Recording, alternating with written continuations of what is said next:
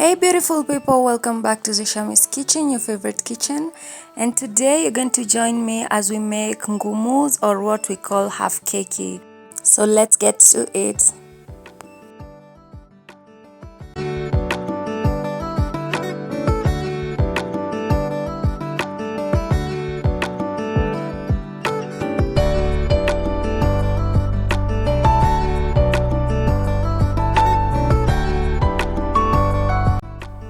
So I've started by stating all the ingredients right there, and we start kneading our flour. So what is most important and to note that you need to note with this half keki is the kneading process. For this you just use water as I've stated, but you make sure that the dough is hard. Like your dough is not like the one for chapati or for mandazis.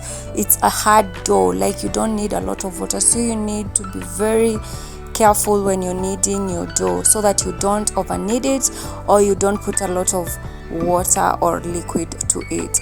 So for business, what we use is water because of the profit margins that you want to make, but if you're making them for home use, you can use a little water for the flavor, which will be more flavorful and will be a little bit like crunchy.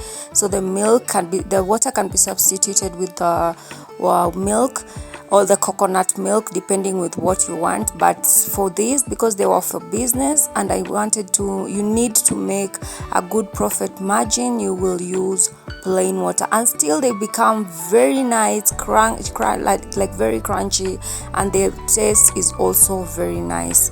So that's something you need to consider. If it's for business, you can use water. If it's for home use, or you're making for, say, a party or your guests, you can substitute the water with milk.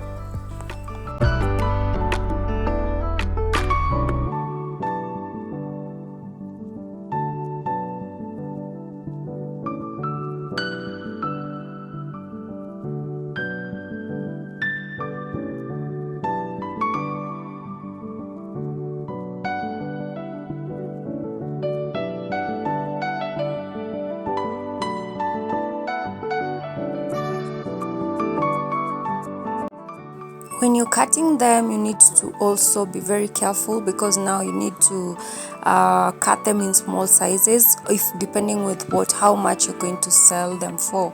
If you're going to sell them for 10 shillings, like from where I come from, Kenya, that is, you will need to cut the sizes that I've given, like I've shown below, and then they need to be of thickness, like the same thickness. You don't flatten them like the ones for mandazi or chapati. There's a thickness that you need to, like that one, you need to put them with that thickness, so that when they puff when you're like deep frying them, they puff. The other thing to note, and which is very very important with this, is the temperature of your deep frying oil. For this, the oil temperature needs to be very low, actually cold even. So when you're putting them fast, you see my oil is not boiling, so you need your oil to be very, like, even you can touch it. Let me just say that you can touch the oil, like it doesn't burn you. The oil needs to be of very low temperature, like it's not hot at all, and then the oil will continue to like get hot with time.